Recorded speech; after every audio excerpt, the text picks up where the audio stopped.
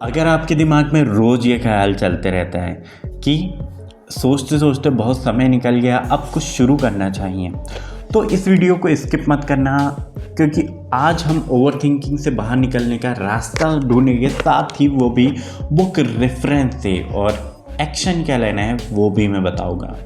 तो शुरू करते हैं पॉइंट नंबर 1 से। खुद को ब्लेम मत करो। जी हाँ, ओवर थिंकिंग में सबसे पहली गलती हम ये करते हैं कि खुद को ब्लेम करने लगते हैं, खुद को दोषी मान लेते हैं। लेकिन एटॉमिक हैबिट में लेखक कहते हैं कि इंसान गोल से नहीं, अपने सिस्टम से हारता है। उस समय आपका समय कमज़ोर नहीं था, बस आपके पास सिस्टम नहीं था कि आपको काम कैसे करना है।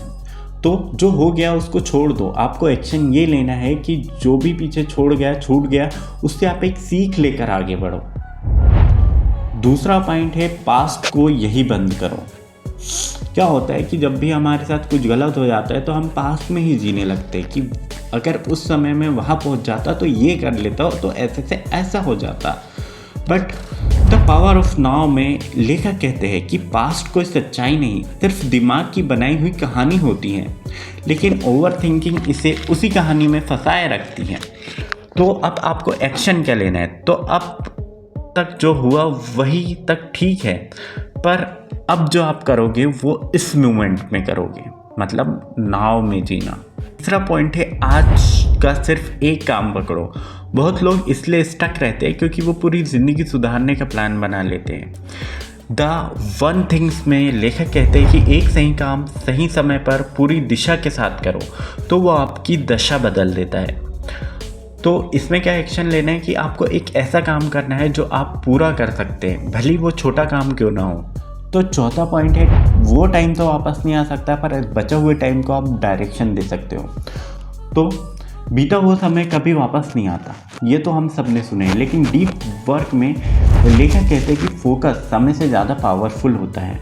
कम समय पर सही डायरेक्शन में काम करने से बहुत कुछ हासिल हो जाता है। तो आपको क्या एक्शन लेना है कि कल परफेक्ट बनाने की सोच छोड़ दो, बस आज थोड़ा बेटर करने की सोचो। फिर 5वां पॉइंट आता है, सोच को काम में बदलो, वो भी अभी।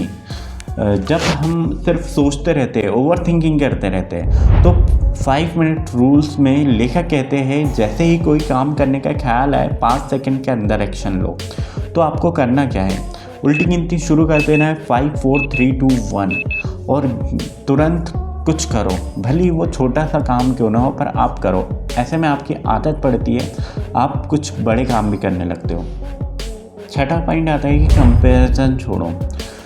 खुद को दूसरों से तुलना करना बंद कर दो, क्योंकि ये मेंटल पॉइजन होता है, इससे आपका बहुत बड़ा नुकसान होता है। द माउंटेन इज यू में लेखक कहते हैं कि अवेयरनेस ही असली शुरुआत होती है। आप अवेयर हो गए हो कि आपका टाइम पूरा चला गया है, बट अब उसे सोच सोच के आगे मत ख़राब करो ना। तो इसमें एक्शन क्या लेना है कि खुद को ये कहना है कि मैं लेट नहीं हुआ, बस मैं उस समय अवेयर नहीं था, बट अब अवेयर हूँ। तो 7वां पॉइंट है, रूटीन सेट करो।